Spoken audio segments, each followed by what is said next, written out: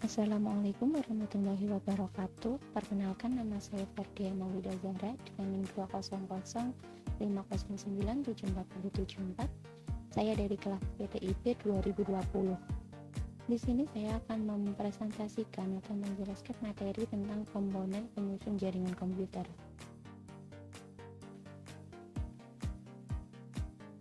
Di sini ada komponen dasar jaringan LAN.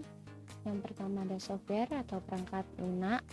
Ini adalah program yang berisi instruk sebagai perantara yang menghubungkan antara hardware dan brainware sehingga menghasilkan informasi sesuai keinginan brainware. Kemudian software ini dibagi menjadi dua golongan. Yang pertama ada software operation system atau OS. Itu di dalamnya ada DOS, Windows, Linux, dan lain-lain.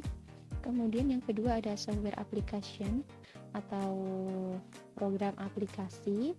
Di dalamnya ada seperti Microsoft Office, database management, program grafis, network software, web design tools, utilities, dan entertainment and education.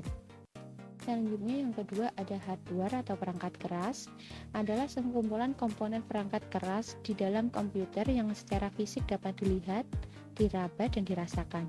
Hardware ini dikelompokkan menjadi 4 bagian, yaitu yang pertama ada device input atau peralatan input seperti keyboard dan mouse. Kemudian yang kedua ada device proses dari data dari ada prosesor, motherboard, dan memori. Kemudian ada device output, yaitu ada monitor, printer, dan speaker. Selanjutnya yang terakhir ada device peripheral, yaitu ada modem, TV tuner, dan USB flash. Di sini ada beberapa bagian penting dari komponen jaringan yang harus diperhatikan, yaitu ada NIC atau Network Interface Card. Ini adalah komponen perangkat keras yang digunakan untuk menghubungkan komputer dengan komputer lain ke jaringan. Ada dua jenis, yaitu yang pertama ada wired, yang kedua ada wireless. Kemudian yang selanjutnya ada hub. Hub ini ketika komputer meminta beberapa informasi dari jaringan, ia terlebih dahulu mengirimkan permintaan ke hub melalui kabel. Hub akan menyiarkan permintaan ini ke seluruh jaringan. Semua perangkat akan memeriksa apakah permintaan itu milik mereka atau tidak. Jika tidak, maka permintaan itu akan dibatalkan. Saat ini penggunaan hub itu sudah usang dan sudah digantikan oleh komponen jaringan komputer yang lebih canggih seperti switch dan router. Switch itu adalah perangkat telekomunikasi yang dikelompokkan sebagai salah satu komponen jaringan komputer. Komponen ini seperti hub, tetapi dibangun dengan fitur-fitur yang lebih canggih. Ia menggunakan alamat perangkat fisik di setiap pesan yang masuk, sehingga dapat mengirim pesan ke tujuan atau port yang tepat.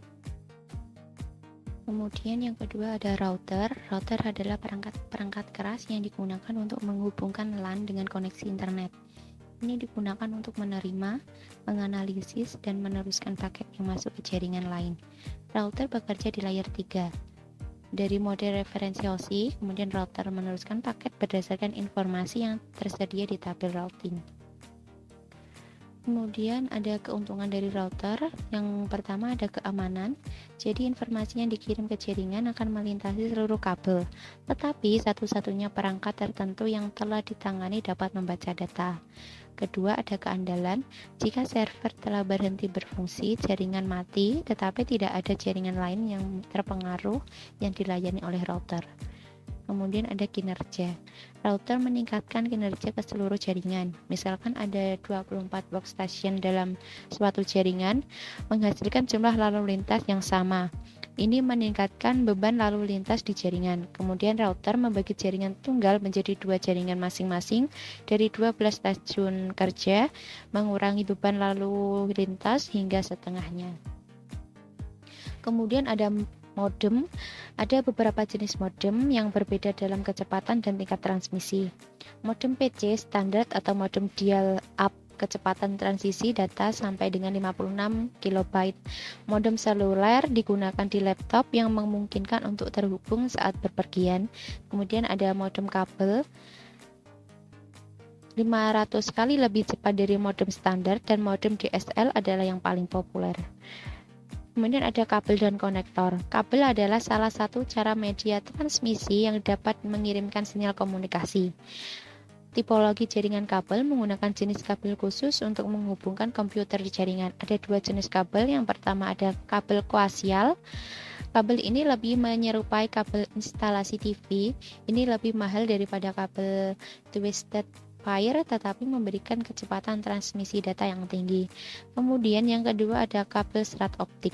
Kabel ini berkecepatan tinggi yang mentransmisikan data menggunakan sinar cahaya melalui serat terikat kaca.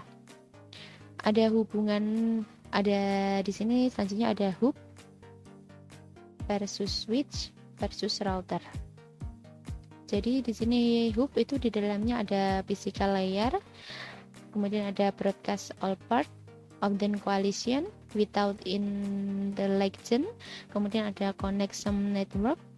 Terus di dalam router itu ada network layer, send specific port, seldom coalition with intelligence, kemudian ada connect different network.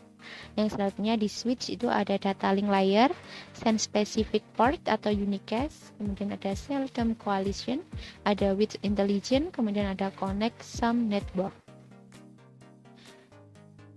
Yang selanjutnya ada kabel UTP. Kabel UTP ini adalah piranti yang digunakan sebagai media transfer data dari komputer satu ke komputer lain.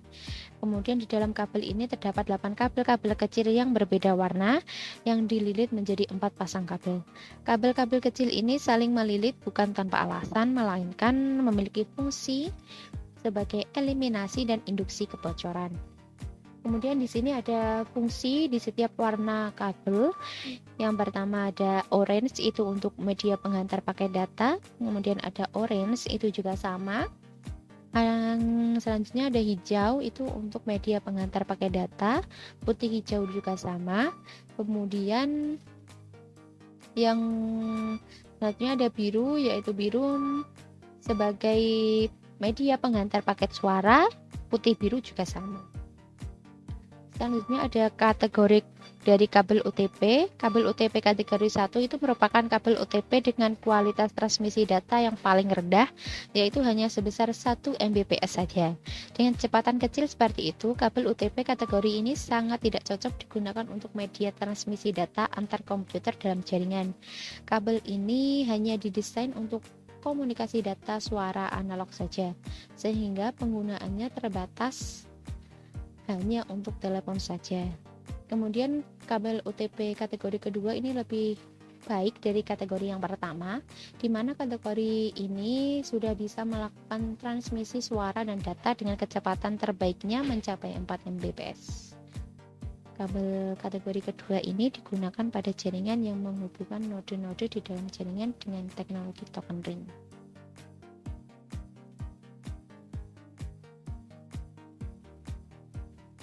Kemudian yang ketiga, kategori ketiga itu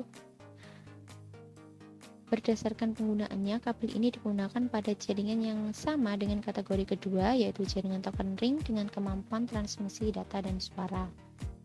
Selanjutnya ada kategori keempat, itu masih digunakan untuk mengganti kabel kategori ketiga ataupun kategori kedua pada jaringan token ring, namun dengan kecepatan transmisi data 16 Mbps lebih cepat dari kabel UTP kategori ketiga. Kemudian kategori kelima, kabel ini yang saat ini masih digunakan di dunia jaringan komputer. Kecepatan transmisi datanya mencapai 100 Mbps sehingga dapat mendukung jaringan token ring, Ethernet, dan fast Ethernet.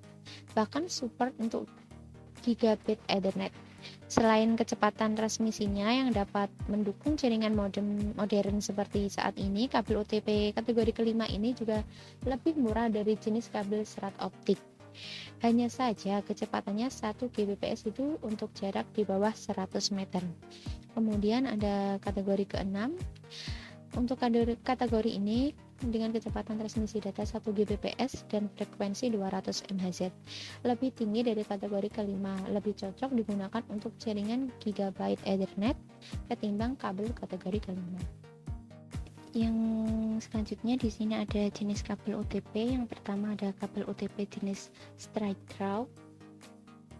Jadi pada jenis ini kabel straight draw, kedua ujung kabel UTP itu menggunakan satu susunan warna dari standar yang sama, yakni standar A di ujung yang satu dan standar A lagi di ujung yang lainnya. Begitupun jika menggunakan standar B, maka di kedua ujung kabel menggunakan standar B. Pada intinya, kabel UTP jenis straight draw ini menggunakan susunan warna kabel yang sama di setiap ujungnya. Kemudian ada fungsi dari kabel ini adalah untuk mengkonsol device-device yang dapat dikonsol oleh terminal komputer seperti mengkonsol router, switch, dan lain-lain. Selanjutnya ada kabel UTP jenis crossover.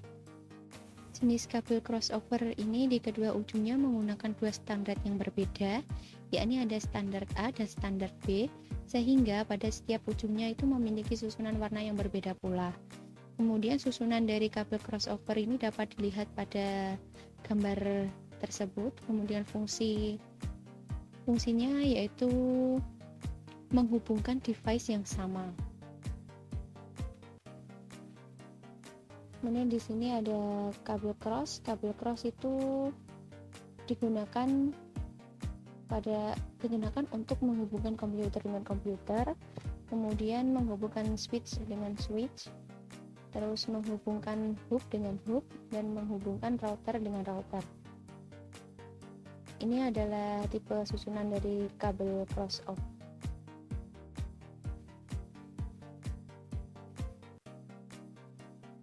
Jadi cara pemasangan kabel UTP tipe cross ini hampir sama dengan memasang kabel UTP tipe straight. Mengenai teknis pemasangannya sama seperti tadi, perbedaannya adalah urutan warna kabel pada ujung kabel yang kedua. Untuk ujung kabel pertama, susunan kabel sama dengan susunan kabel UTP tipe straight, yaitu ada orange pada pin 1, kemudian orange putih pada pin 2, hijau pada pin 3, biru pada pin 4, biru putih pada pin 5, kemudian hijau putih pada pin 6, coklat putih pada pin 7, kemudian coklat pada pin 8. Untuk ujung kabel yang kedua, susunan warnanya berbeda dengan ujung pertama. Yang pertama, hijau putih itu pada pin 1, kemudian hijau pada pin 2, orange putih pada pin 3, biru pada pin 4, biru putih pada pin 5, orange pada pin 6, dan coklat putih pada pin 7, kemudian yang terakhir adalah coklat pada pin 8. Kemudian ada straight draw. Kabel straight merupakan jenis kabel yang memiliki cara pemasangan yang sama antara ujung satu dengan ujung lainnya. Fungsi kabel ini biasanya digunakan untuk pemasangan device yang berbeda.